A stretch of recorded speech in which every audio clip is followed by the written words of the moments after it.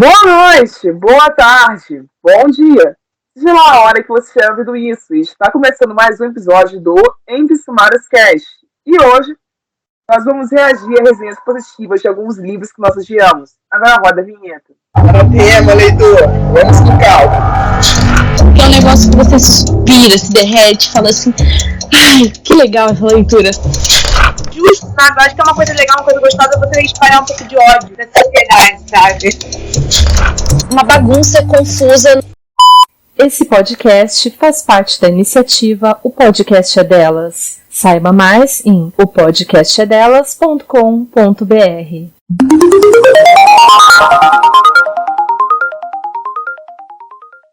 Pessoal, esse tema foi sugerido pela Amy. Dessa vez eu não vou nem perguntar o porquê, já que eu acho que ficou bastante claro que o objetivo dela nas gravações é fazer a gente passar raiva por causa de livros. Eu sou um pequeno agente do caos. Ela acha isso engraçado. Não tentei entender a cabeça dela.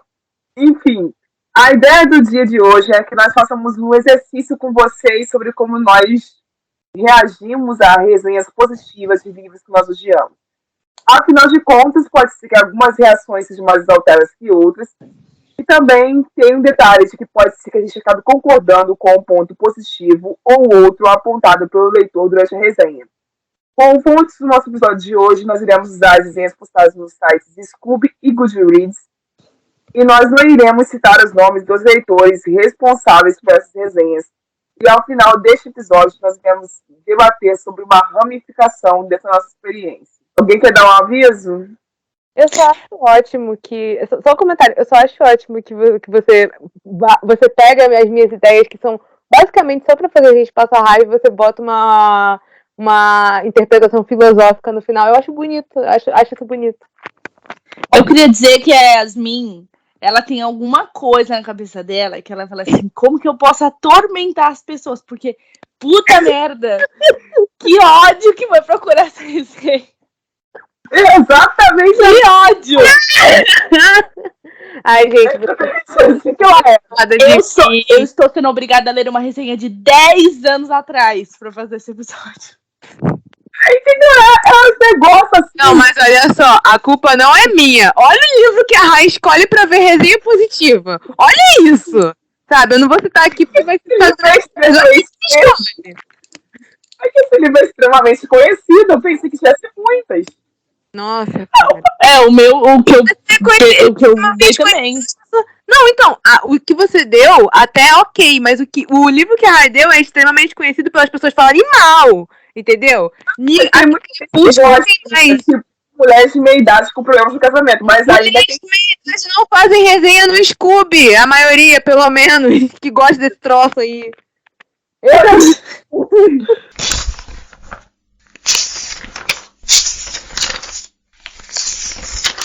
Vai funcionar assim, para que vocês consigam entender e separar a resenha da reação. Não existiu leitura prévia das resenhas que serão citadas hoje aqui nesse episódio. Ou seja, eu não li a resenha que a Ana escolheu para ler para mim. Amy não leu a resenha que eu escolhi e vou ler para ela. E vice-versa. E eu espero que isso não tenha ficado confuso, mas eu vou repetir para vocês verem se vocês entenderam. A Anne vai ler a resenha que eu vou refutar. A Amy vai ler a resenha que a Anne vai refutar. E eu vou ler a resenha que a Amy vai refutar. É melhor você me chamar de Yasmin, porque alguém vai confundir o M com o N. Pode ter certeza. É verdade. Então, repetindo a terceira vez. A Anne vai ler a resenha que eu vou refutar. A Yasmin vai ler a resenha que a Anne vai refutar. E eu vou ler a resenha que a Yasmin vai refutar. No fim das contas, você é a última a falar e a primeira a falar. Além dessa única regra que eu acabei de apontar, a gente tem a regra que precisa ser uma resenha. E quando eu digo que precisa ser uma resenha que preste, não pode ser apenas uma resenha de uma frase e não pode ser apenas uma resenha da pessoa dizendo 5 estrelas, amei. Isso não serve. Tem que ser uma resenha. Tem que ter o textão, o famoso textão. A pessoa tem que especial por quê? Anne, comece. Olha, vamos lá. A dona Rayane, ela escolheu 50 tons de cinza para escolher a resenha. E, como eu falei, foi um inferno, porque... Ollie James é um negócio inesquecível. Você lê a primeira vez, você nunca mais esquece. Cara! Motivos bons e ruins. Cara, só tem um problema. O Scooby tem muitas resenhas. Ele tem... A Rai tinha visto. A Rai, inclusive, ela tava querendo roubar, porque ela escolheu e falou assim: olha, essa é a melhor do... Não, assim, ela chega, manda um roteiro pra gente, um roteiro com a resenha da Anne lá. Aqui a resenha, que era pra ser um react. Gente! Não, mas realmente, por quê? Porque no Scooby é impossível de você arranjar uma resenha positiva e sendo de fato uma resenha. Tudo que tem lá são coisas assim, ó. Eu estou com ódio, porque eu fiquei tanto tempo lendo isso aqui. Ou a coisa que é tipo assim, são resenhas que tem poucas estrelas, ou ela tem muita estrela, e aí é tipo isso aqui, 4 estrelas, cansativo. A leitura é bem cansativa, demorei dias para terminar de ler, e os capítulos são enormes sem conseguir terminar. Por que desgraça você deu 4 estrelas, sua burra do caralho? Que isso? Caralho! Que ódio! Aí eu tive que procurar no app vizinho, no Goodreads. Aí começamos bem. Aí eu achei uma resenha mesmo, de um blog literário no Goodreads de 10 anos atrás. Agora eu vou lê-los para vocês. Ela ranqueou o livro em 5 estrelas, tá? Top. O título, não é? O título é: E aqui está a prova escrita de que sexo vende. A minha relação de amor e ódio com esse livro foi tão grande que, entre atirá-lo com desdém para os pés da cama, dei uma leitura diária para terminar. E, transportando comigo com certa reverência para todo lado, eu acabei dando merecidas 5 estrelas. Começando de forma muito interessante, a própria protagonista, a Anastasia Steele, sei lá como fala o nome dessa feia, Ana, nos conta as caricatas cenas em que, novamente, sem querer, acaba por ser envolvida. Junto com ela, começamos a nos intrigar pelo misterioso, rico e poderoso Christian Grey. Até que somos confrontados com sua verdadeira natureza e, bem, preferências ao excêntrico. As minhas tentativas pessoais para gostar de Grey foram extenuantes. Gente, isso aqui é uma resenha de português de Portugal, por isso que deu umas palavras meio formais, esquisitas e tudo mais, tá bom? Onde estavam? Extenuantes, isso mesmo. Mesmo apesar de seus ocasionais momentos de bom humor e escassos comportamentos carinhosos. Essa minha dificuldade não se relaciona com a forma como Grey encara o sexo, nem tampouco pelas técnicas que ele aplica na relação sexual. Se apresenta como um homem adulto, dedicado, que sabe muito bem o que gosta e, como tal, terá o seu direito de fazer o que gosta de fazer. O meu verdadeiro problema é com a Ana, mas todo o meu ressentimento acabou por se refletir no Grey. Se a James tivesse construído a Ana uma mulher igualmente forte e madura, de princípios bem definidos, por mim estava tudo bem. Mas a James... Isso é positiva? Isso é uma resenha positiva, amiga. Pera lá, calma. Que pariu. Essa mulher, eu li, eu falei, caramba! Não, assim, parece eu e a Gabi comentando do livro hoje, ela manda, não, eu gostei. 65 áudios falando mal do livro. Então, assim, eu tô confusa. Calma. Mas eu acho que é assim que vale, né? Porque ela deu 5 estrelas, mas tá apresentando os pontos contrários do livro também. Sim, né? Apresentou as minhas estrelas, pelo menos pra mim, né? Pra mim também, mas tudo bem. Mas a James nos apresenta uma jovem de 21 anos que é inocente e virgem. infantilmente cômica e frágil no seu íntimo e muito segura. E depois se associa a esse homem. E durante todo o livro fica embutida a história a sensação de uma tola apaixonada que é constantemente abusada por um homem bem mais maduro, o que é muito perturbador. Talvez a minha ira seja dirigida ao Gray porque ele conhecia o jogo antes mesmo de atrair a Ana e dar ares de grande integridade moral quando, mesmo conhecendo a inexperiência e inocência dela, prosseguiu na sua sedução para arrastá-la a seu mundo, corrompendo-a. Fique contente pelo livro ser em primeira pessoa, nos permitindo ter acesso aos receios, os promenores da luxúria e os sentimentos da Ana relacionados a essas atividades filtrada. Caso contrário, algumas partes seriam apenas relatos nojentos de uma vida sexual alheia. Não tenho qualquer problema com a aparência do Gray. E apesar de todo o escândalo desenvolvido neste livro, é muito óbvio que a James nem sequer foi tão longe nas descrições. Considero apenas que essa atividade é certa quando é realizada por... ela tá falando do BDSM aqui, tá? Calma. Realizada por acordo mútuo. Quando ambas as partes sabem no que estão se metendo e ambos sentem prazer a partir disso. E por muito, a autora vem a querer dizer: você é uma adulta, a escolha é sua, e o contrato prévio de aceitação e explanação, né, a explicação e tudo mais, os capítulos nos transmite sempre a sensação que a Ana é coagida, principalmente porque ela não sabe o que poderá acontecer. E ela não aprecia tomar uns tapas na bunda. Mas o Gray tem fé que ela vai gostar e ameaça constantemente. O argumento e a desculpa que a Ana arranja inicialmente para o comportamento do Gray é muito ridículo. No sentido que ela afirma que o Gray pode estar traumatizado por ter sido submisso quando mais novo, inexperiente como ela foi. Então, o mesmo não se aplicaria com ela. Não é porque ela não é ela também inocente, inexperiente, não ficaria ela também traumatizada? A incoerência desse argumento me irritou bastante. Tá dando muito tempo disso. É uma história nada original.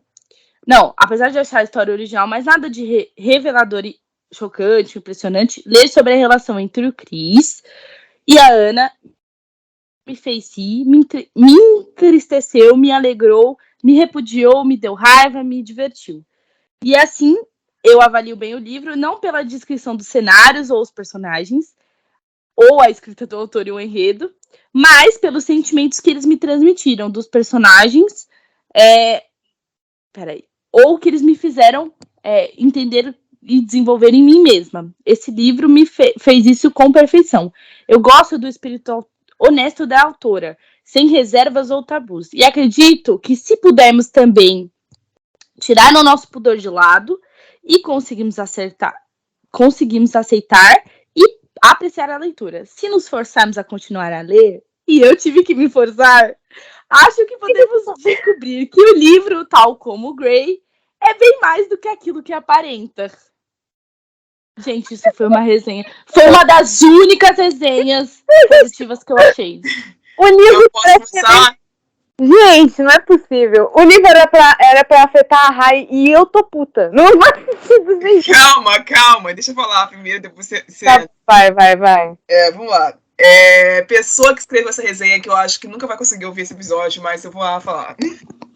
Oi, então, eu li Escuta Torcidas há 500 anos atrás, faz muito tempo, eu não lembro muita coisa do livro em si, mas essa resenha me despertou a minha memória e fez eu lembrar de alguns detalhes que hoje de manhã, se você me perguntasse, foda-se, eu não ia saber. Mas agora que os detalhes foram revivados na minha mente, vamos lá. Ela começa uma parte da resenha dizendo que...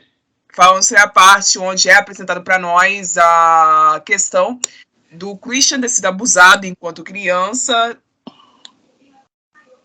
de ter sofrido abandono, de ter sofrido com a morte da mãe dele e de ter sofrido com a questão da submissão quando ele foi iniciado no BDSM, mesmo na história ele sendo inocente, frágil e despreparado, e que ele não teve o respeito pela Ana, nem a empatia de demonstrar isso por ela, sendo que ele já tinha sofrido isso antes e não percebeu que isso seria ruim para ela. Eu vou falar somente sobre esse ponto da resenha, porque ela foi muito longa.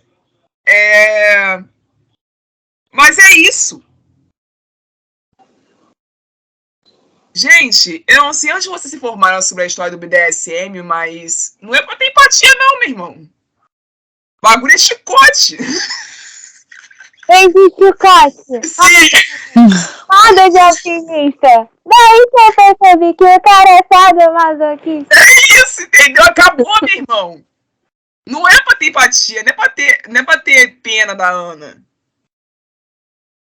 Porque se você entende o BDSM direito, da forma que ele foi apresentado no livro, não sei se é verídico ou não, se é pra funcionar a submissão dela, ela tem que ser coagida, ela tem que ser subjugada, ela tem que parecer que está sendo violentada. Porque senão, cadê o roleplay?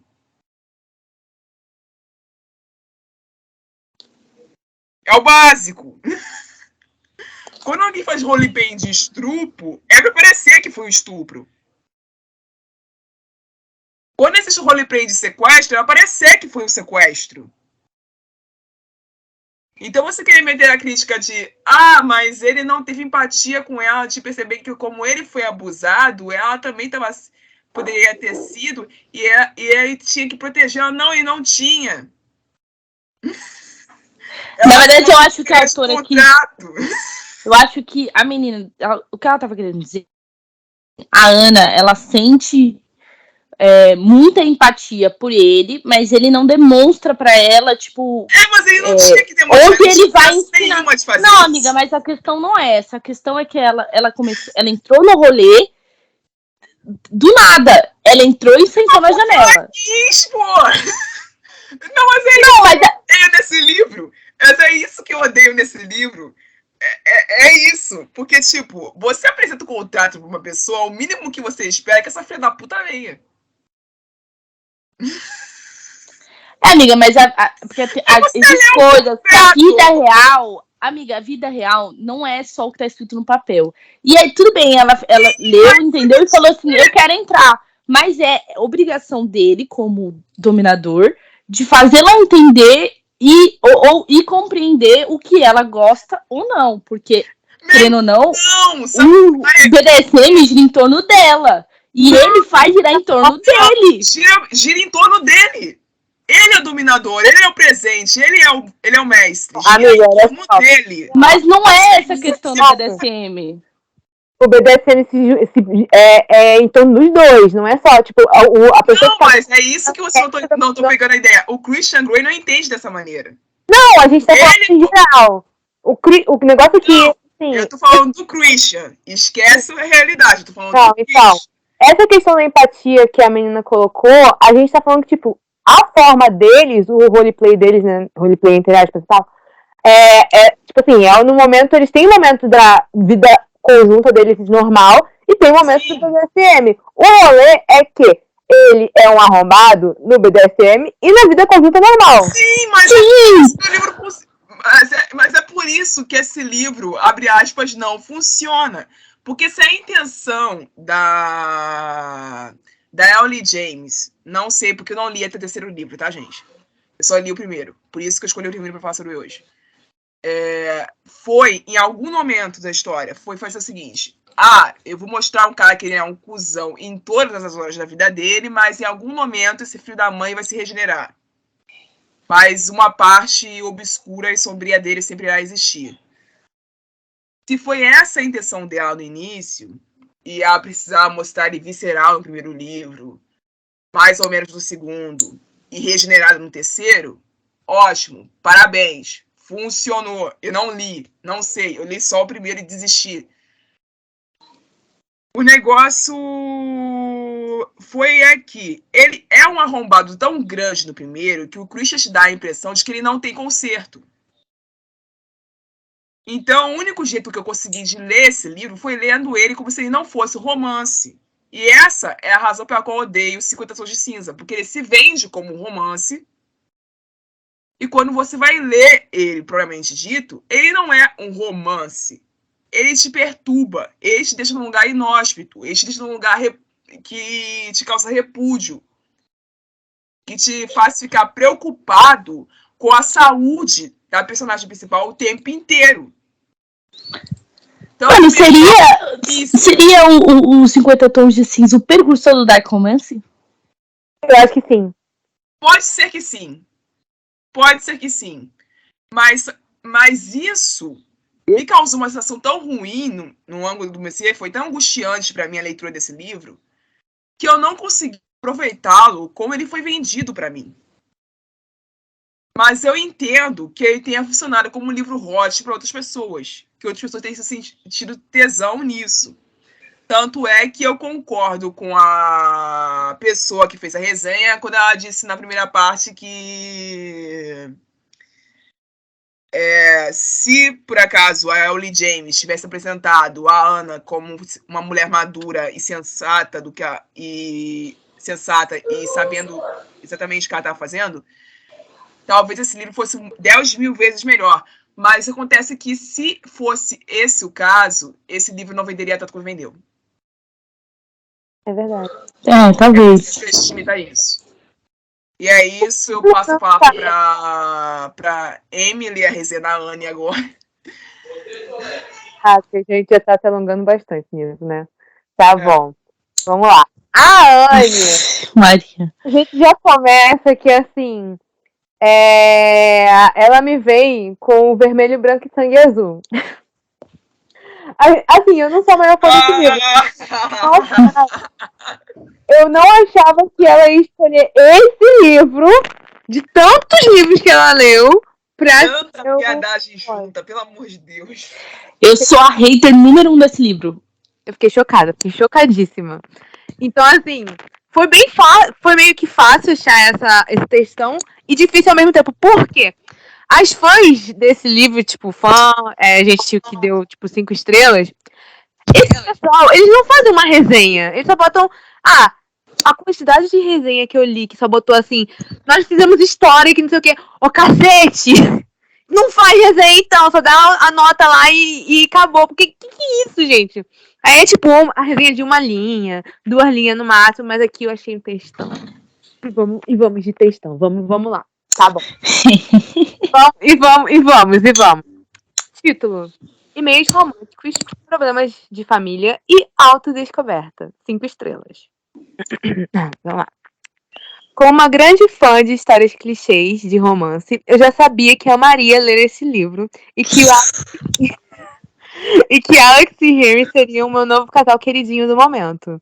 Mas o que eu não esperava era um livro com um personagem que eu iria me identificar tanto. Alex é o primeiro filho dos Estados Unidos. Um jovem que desde sempre sabia que entraria na política e ele adorava isso. Alguém que sempre se dedicou ao máximo e que todo o país conhecia o seu nome desde que sua mãe assumiu a presidência. Mas antes de tudo isso, Alex era um filho, irmão, amigo, estudante e tantas outras coisas. E tudo isso trouxe para ele a bagagem como qualquer outra pessoa. Alex tem problema com o presente. Ele está sempre frenético. Trabalhos aqui, visitas ali, projetos lá. Tudo para não ter tempo de pensar no divórcio dos pais, na reeleição da mãe e nos seus novos sentimentos que ele nunca tinha identificado em si antes. Mas, como ele diz, foi muito cego para não ter percebido. O Henry foi a melhor surpresa. Não tão surpresa assim, que o Alex poderia ter. E é lindo demais ver o relacionamento dele se desenvolvendo.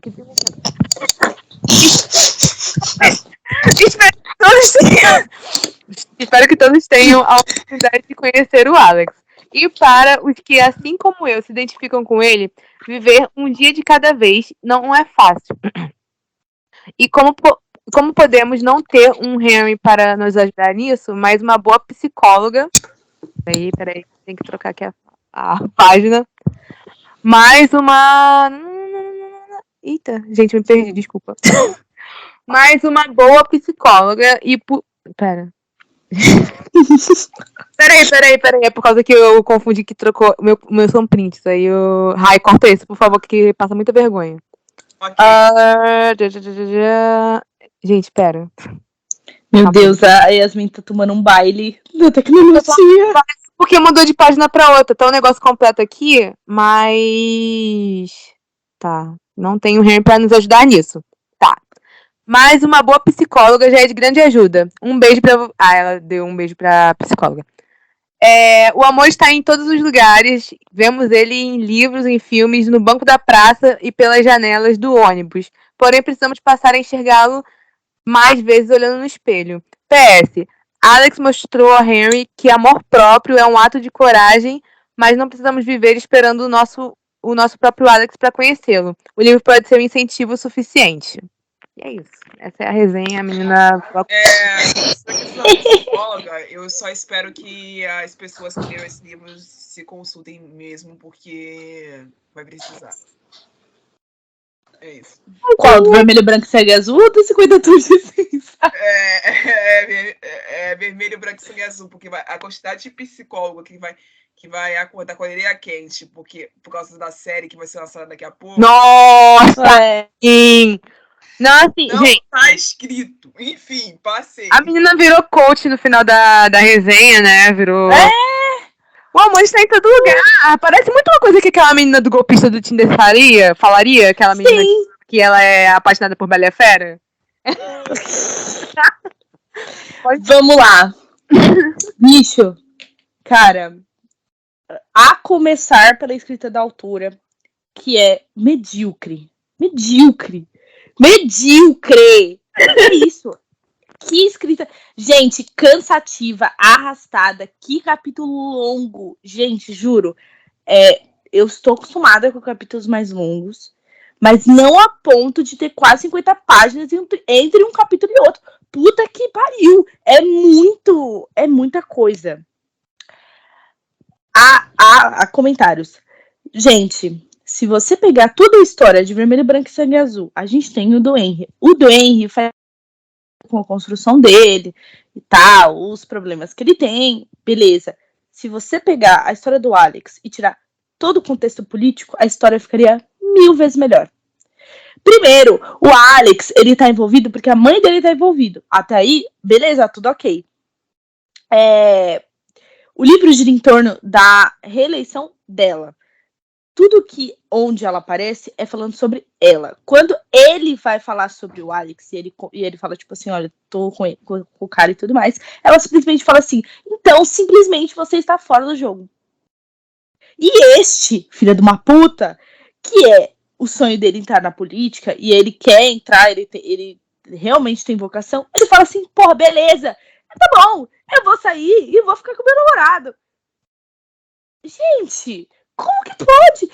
Gente, é o sonho da vida dele. A mãe dele, ele tava participando efetivamente da reeleição da mãe dele.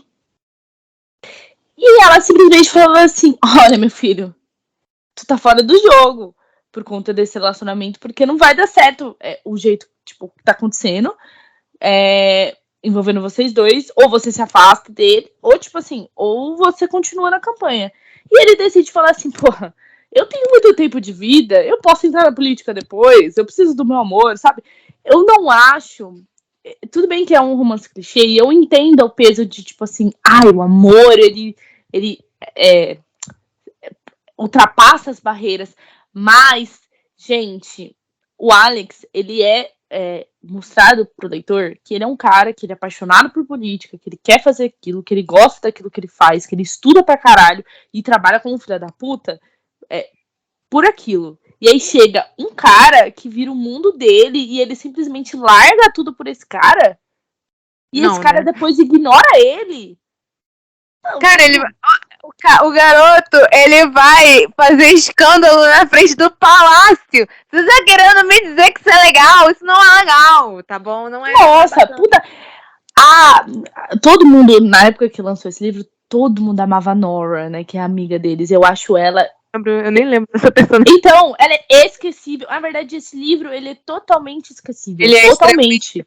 Assim, eu não vou problematizar eles igual eu faço com a Evelyn e Hugo. Por quê? Porque não chega a ser um relacionamento tóxico. Eles não são um relacionamento Mas assim, depois que eles estão juntos, gente, eu juro pra vocês, tava saindo o rolê dos e-mails, eu abandonei o livro aí, tá? Eu abandonei os e-mails, mas assim. Eu acho incrível as pessoas falando, uau, olha que legal, eles são. Fazendo story, e eu fiquei assim, quando eu cheguei nessa parte, eu fiquei assim, ai, que bom! Que história! Gente, exatamente, que história! A Kim Kardashian usando o vestido da Marilyn Monroe faria mais burburinho no Twitter do que esses dois. Do que esses e-mails de bosta deles. Eu falo isso com propriedade. Porque eu vi o rolê do vestido.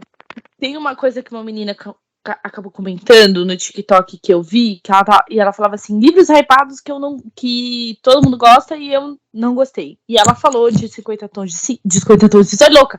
A de Vermelho, Branco e Azul.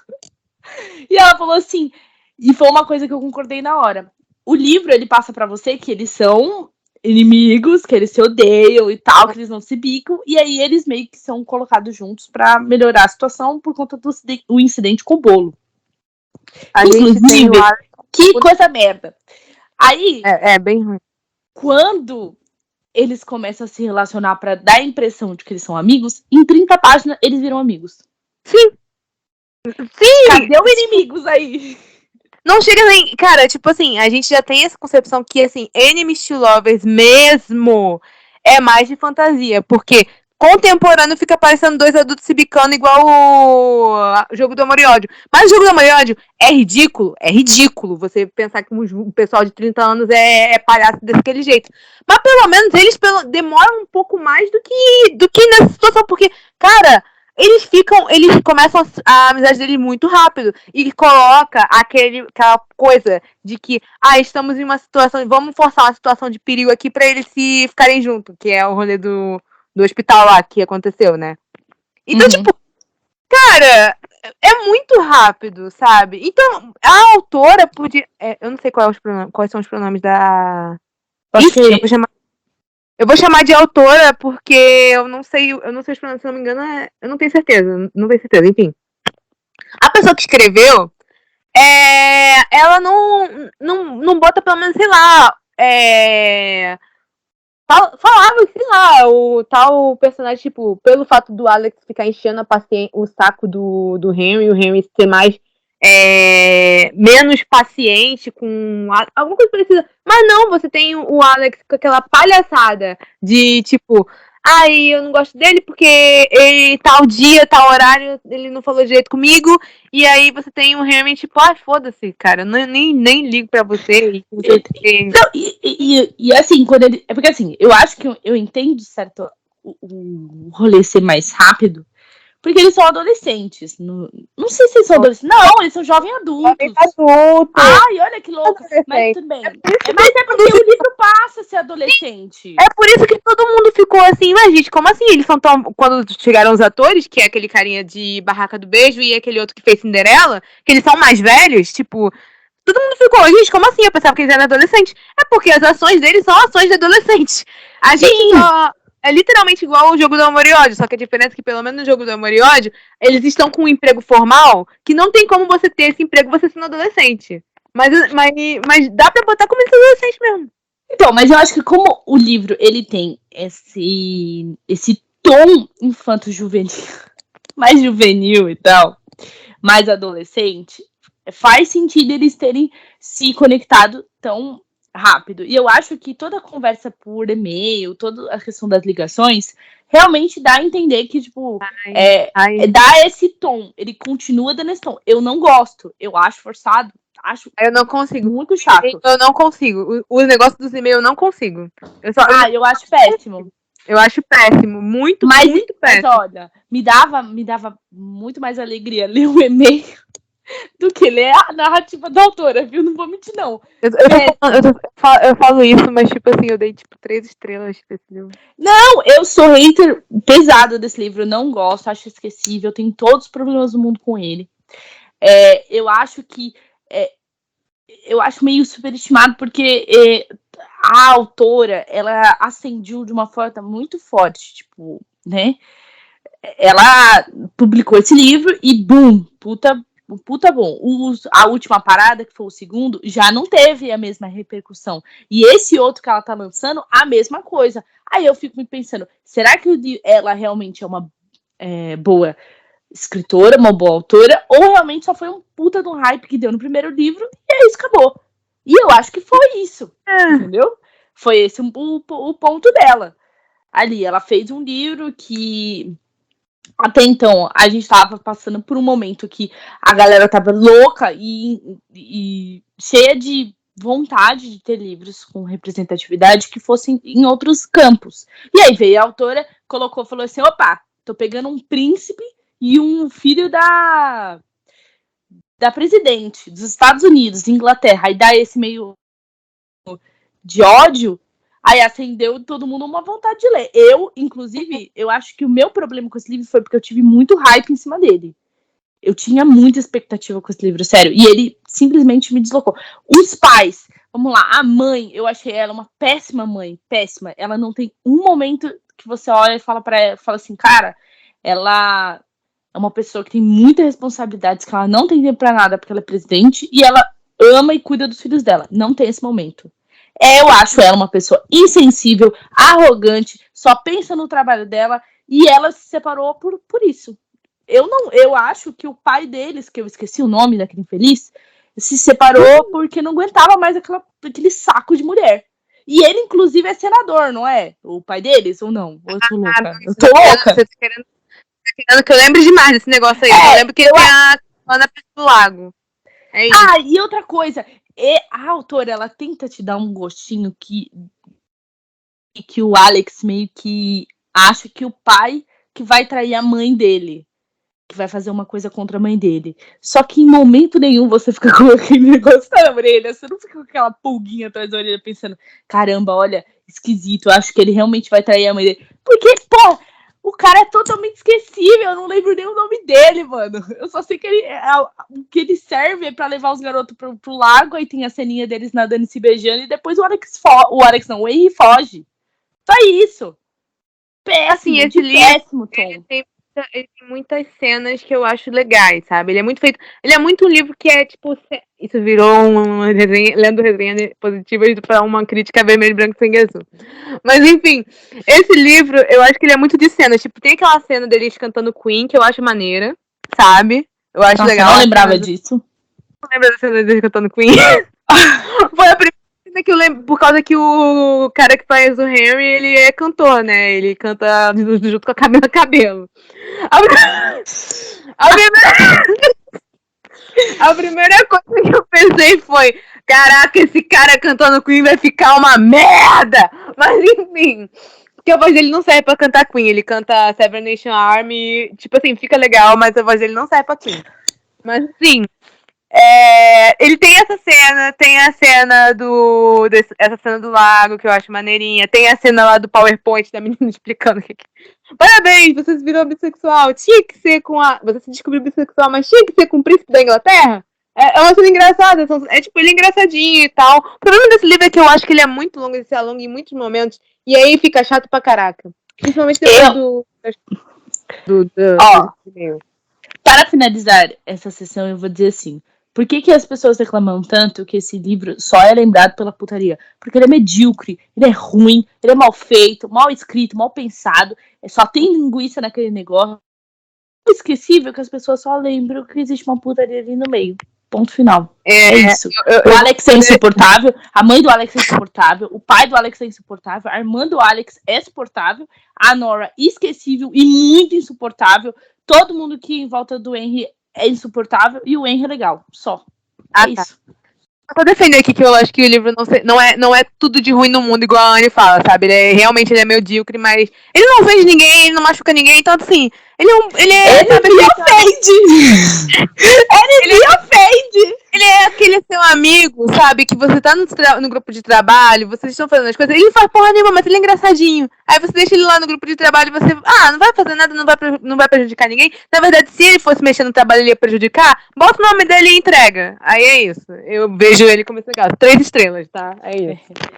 Ele é mediano, como eu falei, medíocre. É 3 estrelas. Eu dei 3 estrelas e meia ainda. Tá, enfim, próximo! A Rai vai ter que...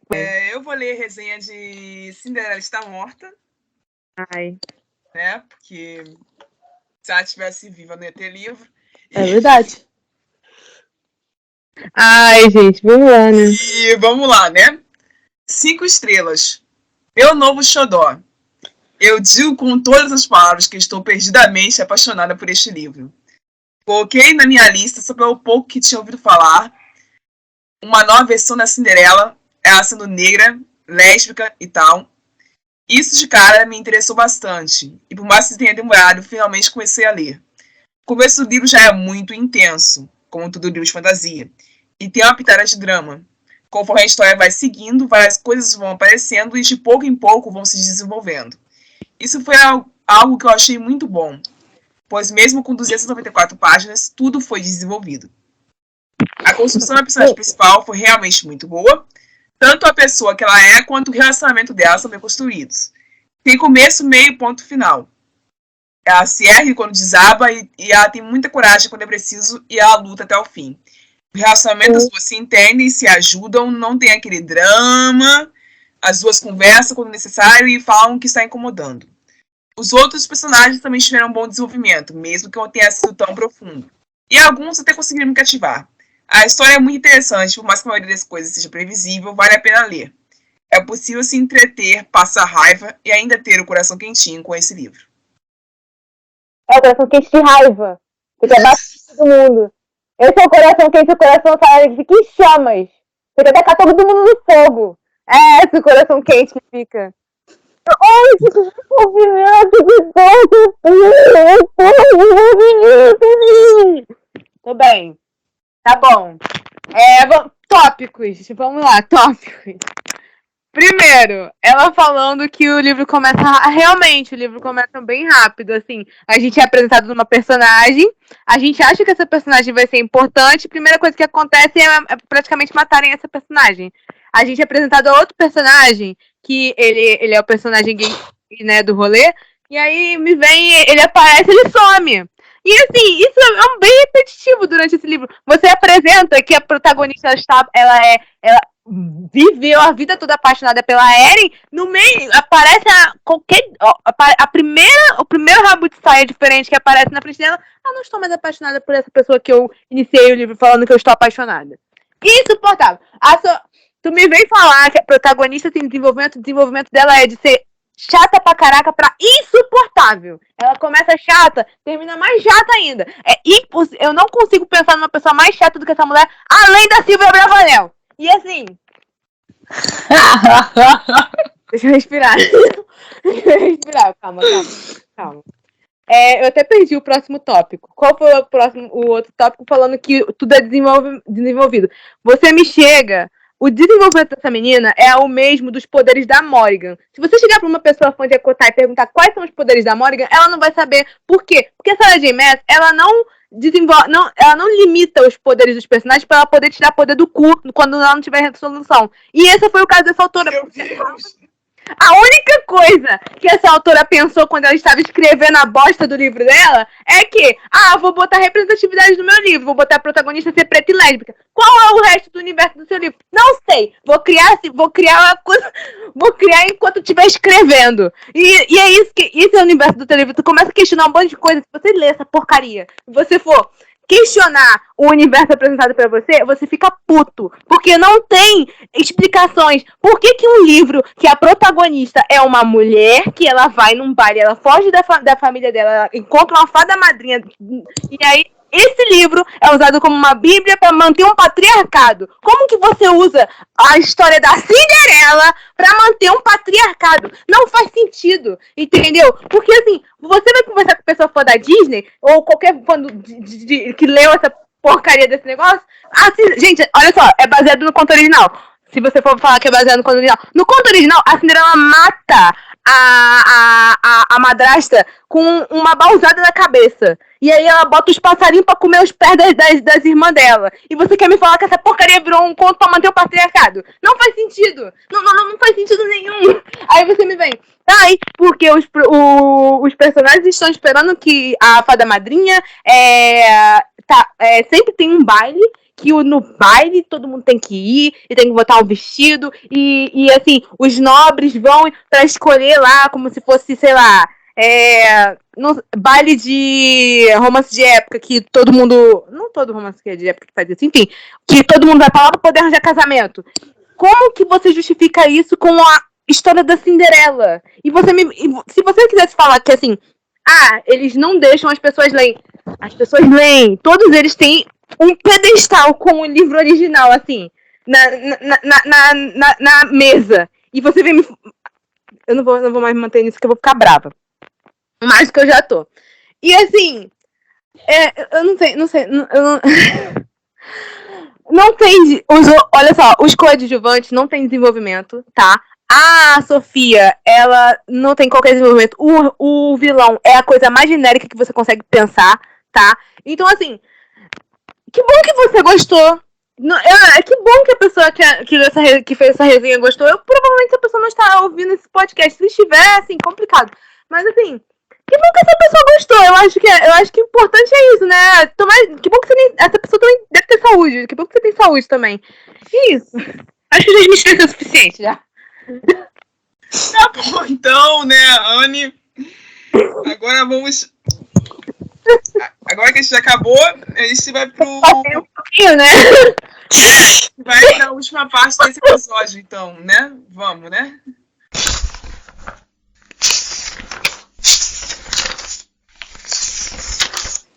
As redes sociais estragaram os leitores? Essa é uma pergunta que veio da opinião da Angel, uma das nossas seguidoras lá no Twitter. Oi, Angel, beleza? Então, eu vou dar o contexto dessa história já já. O ponto aqui é se apressar, apesar de parecer que esse tema é aquele que vai fazer a gente parar de trabalhar, já que esse podcast foi fundado usando as redes sociais como fonte de assunto para os roteiros. Eu vou dizer para as poucas pessoas que ainda ouvem este programa, não se preocupem, galera. A gente vai continuar aqui até onde der, tá bom? Agora vamos para o contexto da pergunta que eu apresentei. Eu lá no Twitter, toda vez, no início da semana, maioria das vezes na segunda-feira, quando a gente vai começar a tratar do roteiro, eu vou lá e posto uma pergunta que tem a ver com o episódio que vai ser lançado. Dessa vez a pergunta é: qual é a sua primeira reação quando você lê uma resenha positiva de um livro que você odeia? E a Angel deu a resposta, uma das respostas mais maduras que a gente recebeu dentre todas as outras que a gente leu dessas respostas. E a resposta dela tinha a ver com os seguintes pontos. Ela não lê os livros que ela já sabe pela sinopse que ela não vai gostar. E ela simplesmente passa reto. E essa atitude dela livra ela de saber que livros que ela odeia existam. Ela nem consegue saber se ela odeia realmente algum livro, porque ela tenta se afastar ao máximo que ela pode de livros que podem fazer ela ter esse sentimento. Isso eu considerei uma atitude louvável até da parte dela. E ela fala que ela acha que as redes sociais estragaram os leitores, porque essa abertura de campo para que os leitores falassem sobre o que eles pensam, sobre o que eles leem, etc., causou uma briga desnecessária, no sentido de que eu exponho a minha opinião sobre um livro, vai vir alguém refutar, esse alguém vai vir completamente tunado para refutar, igual a Yasmin apareceu agora, e vai querer destruir a vida da pessoa só por causa de uma opinião que foi exposta em uma rede social, e que isso estraga a experiência da leitura, porque as pessoas não conseguem mais separar o que é nosso e o que é fato. Porque a opinião que você tem sobre um livro pode ser contestada. E ninguém precisa fazer um estardalhaço sobre isso. E esse é o meu gancho do debate, mas eu praticamente já dei a minha resposta, então eu passo a palavra para a Anne falar. Olha, eu acho que às vezes a gente se obriga a ler algumas coisas que a gente tá na cara que você não vai gostar por aparência. Isso, tudo bem, ok. Mas eu tenho uma postura parecida com a dela. Eu não leio livros que eu já sei que eu não vou gostar. E eu leio os livros que eu curto. E eu acho que de todas nós aqui, tirando a Rai, que é um nicho um pouco separado, eu sou a que menos lê hype aqui e que lê esses livros mais famosos, como, por exemplo, a Celi e a Yasmin gostam de ler. Entendeu? Eu gosto do meu nicho ali dos nacionais e na maioria das vezes a galera nem fala sobre eles. Então isso me poupa de chegar no meu perfil, falar o que eu quero sobre os livros que eu tô lendo e ninguém vai vir me refutar querendo lacrar em cima de mim, entendeu? E se a pessoa faz isso comigo, eu simplesmente ignoro ela. Porque o meu perfil não é uma democracia. Eu nunca dei abertura para ninguém chegar em mim para falar assim, não, porque a sua visão do livro tá errado. Porque, no fim, tudo são experiências, entendeu? Eu acho que, na verdade, a comunidade que é o problema, né? Não acho que sejam as redes sociais. Eu acho que são a comunidade e a forma que a gente trata algumas coisas. Acho que por ter tantas pessoas que ter senso crítico naquilo que elas leem também é um problema, porque aí a gente tem um puta num hype que acende. Eu vou colocar a Cotar como exemplo só para vocês entenderem, tá? Então a gente tem um hype que acende, por exemplo, a Cotar, que aí chegou, fez o estrondo que fez, todo mundo amou, para logo depois a chave mudar e aí todo mundo começar a odiar. Não é que todo mundo começou a odiar, é que chegou alguém que que leu o livro e falou assim, olha, não é bem isso aqui que vocês estão falando, não. E aí expõe uma opinião, e aí acaba que todo mundo, as Maria vai com as outras, tudo olha, é verdade, nossa, realmente, tal, e aí muda a chave, entendeu? Eu acho que o problema, de fato, é a comunidade. Acho que o jeito que você consome essa comunidade te faz parar de sentir prazer e vontade de ler certas coisas. Se você comunidade primeiro, não a sério, e eu não tô falando da comunidade, eu tô falando de Bookstam mesmo, tá ligado? Agora, porque tem uma parte de comunidade de leitor que é muito interessante. Tipo, eu acho a comunidade dos escritores e tal muito mais legal que a parte do Bookstam e a galera que tá lá pra debater sobre livro, entendeu? Por exemplo. Porque eu acho que é sobre isso. É muito chato, é muito tóxico, você não pode. Tem que ficar pisando em ovo, tem que ler os livros que eles leem para você entrar na rodinha. Porque se você não lê o livro que eles leem, e que normalmente é os livros que eu odeio fantasia, gente. Eu não leio fantasia. Eu não leio fantasia, então, tipo assim, a rodinha que eles estão falando de Príncipe Cruel, eu não vou entrar na rodinha. Ninguém vai me acolher na roda e falar assim, não, vamos falar de um livro que você gosta. Porque para eles é só quem pensa igual a eles. Se não pensar igual, você não entra na roda. Então, para mim, eu acho que... não, eu até concordo com ela. Porque eu acho que o problema não é a rede social. O problema é como a gente cultivou uma comunidade ao ponto de ser tão chata e tão sem noção quanto um bando de incel de 30 anos que fica comentando merda sobre mulher jogando jogo online. É isso. Jogando jogo online.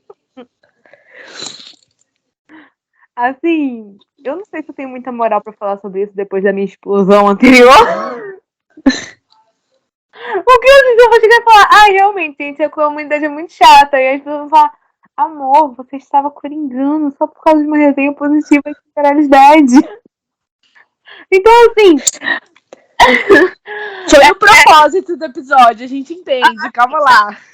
Olha, primeiramente eu vou me justificar aqui, porque eu já falei que eu já cheguei estressada hoje, aí me vem a pessoa falando que o livro é bem desenvolvido, aí já vem assim, gatilhos. Então, assim... gente, trabalho, vida adulta é uma merda, tá? Trabalhar é uma bosta, tá? Horrível. Mas, assim, eu acho que isso não é... Assim, eu concordo, tipo, mais do que o lado do que a Anne falou, que, assim, a comunidade em si é o problema, não a rede social, sabe? Tipo assim, o que torna uma rede social tóxica? É a rede social ou são a forma que as pessoas utilizam as redes sociais, entendeu? Meio óbvio, né? Então, sabe? Se o Twitter não fosse o Twitter, né? o posto de chorume que é o Twitter, Eu falo isso como uma pessoa que utiliza só o Twitter, tá? Então, assim, eu tenho que falar. Cara, se as pessoas conseguissem cultivar um ambiente menos, tipo, tóxico, não ia, assim, se a gente só tivesse o lado assim, tal pessoa tá falando mal do meu livro favorito, e em vez da pessoa, sei lá, ir lá, encher a paciência da pessoa que tá falando mal do livro favorito dela, ela só, sei lá, ir ler o livro favorito dela, o BookTuber ia ser 100% 1000 vezes melhor, sabe? Tipo assim, tu tá falando mal de tal coisa, ou tu tá falando bem de tal coisa. Eu falo isso com uma pessoa que coringou falando da resenha. Assim, tu deixa pra lá, sabe? Primeiro que tu não caça, sabe? Se não fosse essa proposta que até eu mesma te dei, que foi esse episódio, eu não ia atrás de resenha positiva desse livro.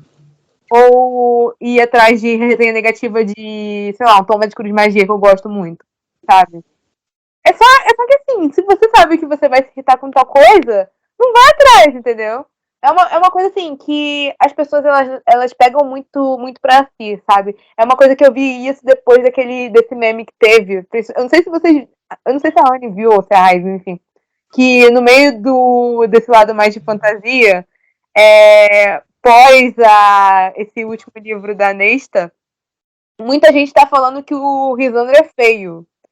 Ai, sim! É um personagem fictício, sabe? Ele não existe. Não tem uma aparência certa pra ele, que a gente tem a descrição. E a gente chama ele de feio. Eu tô inclusa, porque eu chamo ele de baiacu o tempo todo, porque é muito divertido. Juro, chega o pessoal, os meus mutos e eu chamando o Rhisandro de feio. E é muito bom que esse meme, essa brincadeira entre as pessoas que não gostam do Rhisandro, alugou um triplex das pessoas que gostam do personagem e ficam o tempo todo falando, não, porque a autora é no canon que as personagens suspiram pro ele e que ele é lindo e que não sei o que. Ele é bonito sim, olha como ele é bonito. Aí, como todo mundo sabe disso, eu acho muito bem, que a Anne é crepusculeste, ela não vai me deixar mentir aqui. É verdade, eu ia usar o Edward como exemplo. Eu ia usar o Edward como exemplo. Eu acho ele horroroso, sempre achei desde o início. E a descrição que a ai meu Deus, a Maier do livro é como se ele fosse o Apolo. E quando eu digo Apolo, eu me refiro ao deus grego da beleza, o imaculado, o deus. Mas aí, outra coisa, a gente tem que lembrar que os 2 livros em questão são escritos em primeira pessoa. Exato! Exato. Então, outra coisa que pega também, além da beleza ser relativo, a minha visão de beleza, né? Não, de homem branco. O caralho! Me pegou! Você tem que estar no nível de Chris Hemsworth pra eu dizer que você é bonito, tá ligado? Se você for Robert Pattinson, eu vou dizer que você é qualquer merda. Ai, amiga, eu acho o Robert Pattinson feio, bonito. Amiga, não. Assim, choices, né? Porque eu tenho uma amiga que fala que o Dacre é feio. Eu não sei se vocês sabem que é o Dacre. O cara que fez o Billy. O cara que fez o Billy em Stranger Things. Sim. Ele é feio bonito. Não, então, eu acho ele muito bonito. Eu acho ele gostoso da cara. Principalmente depois que ele tirou aquele mullet horroroso. Mas, enfim. De cabelo curtinho, top. Ele de cabelo curtinho, olha, nossa senhora. Olha, sinto coisa, mas enfim. O que eu tô querendo dizer é que, tipo, a beleza é muito relativa e a gente tem um rolê que é muito engraçado, que, assim, o Rhisandri, na maioria das fanarts, por ele ser muito... um padrão muito inalcançável, aparentemente, pelo que a Sarah J. Maas escreve, ele é muito harmonizado nas fanarts. E feio pra caralho. Nas fanarts. Então, tipo assim, você vê muitas fanarts dele que o traço do artista é muito bonito, a fanart é muito detalhada, mas o personagem é feio. E isso juntou as pessoas falando isso, né? Principalmente fãs da Nesta, que vivem falando que ele é feio. E as fãs do Riz botam textos e mais textos defendendo a beleza do cara que não existe. Cara. Nesse nível de, tipo, aceite que é só um num galerê que tem, tipo, entre 13 e 18 anos, cara. Pô, amiga, mas é bizarro de esquisito, sabe? Porque a pessoa chamou ele feio. Mas Aí você faz um post falando assim: olha essa fanart aqui do casal principal e do outro. Aí eu fiquei assim, mas o outro casal é muito mais bonito. Vocês, tá ligado? Vocês estão perdendo o tempo de vocês com isso aí. Eu não tô discutindo com ninguém, eu tô assim, aproveitando o meme que pra mim tá sendo um dos memes mais engraçados deste ano. Não, porque o fato é o seguinte, o assunto foi embora, mas o fato é o seguinte. Sim. E hoje amiga, eu acho que eu tenho um ponto aqui que é basicamente assim, nesse... Eu posso que não tem porque você discutir. Não se discute com fanático. É esse o meu ponto. Mas ninguém tá discutindo, esse é o ponto também. Fanático. Não há discussão, amiga. É tipo assim, são conversas paralelas. Tipo assim, a gente tem por exemplo, a gente tem o fandom da Nesta começa a comentar sobre isso. Ah, não, porque fulano é feio pra caraca, que não sei o que, é feio. Aí alguém que é fã vai cotar a pessoa falando que é feio, falando assim, não, porque não é, e que não sei o que, e que, não, vocês querem contrariar o quê? Nossa, se fulano for feio, eu save like, não sei o que, e posta a foto dele como Henry Cavill, ou coisa parecida. Aí não, aí foi tipo assim, mas aí fulano falando, não, tá, no livro dizendo que fulano é bonito. Aí falando, não, mas porque foi fulano que disse. E aí o outro falou que não. E aí foi isso. Aí geralmente as pessoas que estão falando pelo meme, eu vou ler esse tweet aqui porque ele é muito bom. O Risandre, ele soca fofo, enfoca errado. Eu vi! Gosta rápido, mete e chora, tapa mole, meia bomba, goza e dorme, geme feio, bate fogo, esguicha as estrelas que ouvem os sonhos que são atendidos. Só que, pra você ter uma ideia, esse tweet foi levado como realmente uma brincadeira. As pessoas entenderam, acharam engraçado. Só que você fala assim, ele tá cheio de comprive. Ele tá cheio de coisa. Ai, amiga, eu tinha visto só gente dando risada, como assim? Ele tá cheio de coisa comprive. Ela mesma embaixo, a pessoa que escreveu falou assim, não me cancelem, eu só tô brincando, os códigos comprive, que não sei o quê. Cara, é muito bom. É tipo, isso aqui esse meme é só muito bom. É meu meme favorito do Twitter desse ano. Sem sacanagem. Risandre feio. Maravilhoso. Muito bom. Essa thread tá sendo muito divertida pra mim, sério. Aí eu gosto quando elas querem refutar, mostrando as fanart, e o Cassian é muito mais bonito nas fanart. Não, assim, a Nesta é muito mais bonita que a Fairy, gente. Aqui, tá? Pra elas conseguirem vamos encerrar. da história. Amiga, posso dar só mais um comentário que não tem nada a ver com a Cotar? Aqui. Fala. Tem a ver com a Cotar. A Yasmin estava citando o Book Twitter.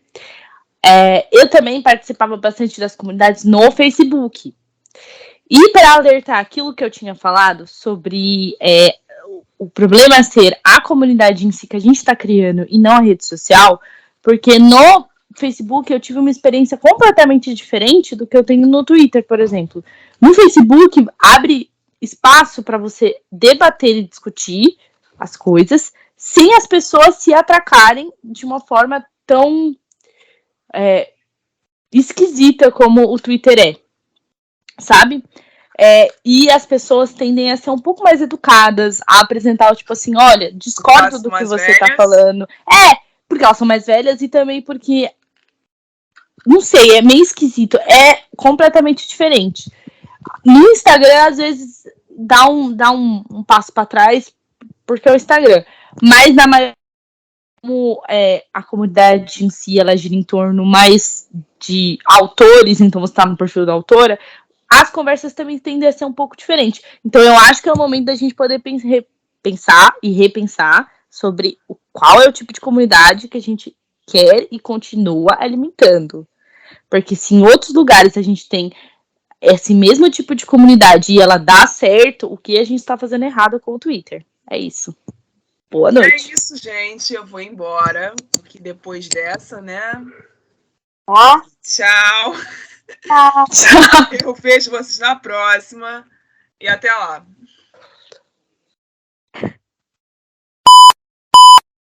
Você ouviu um programa participante da rede Podcast é Delas, uma iniciativa que fornece toda a infraestrutura necessária para mulheres hospedarem e publicarem os seus podcasts. Para fazer parte, entre em contato conosco através do site opodcastadelas.com.br ou através das nossas redes sociais, como @opodcastadelas.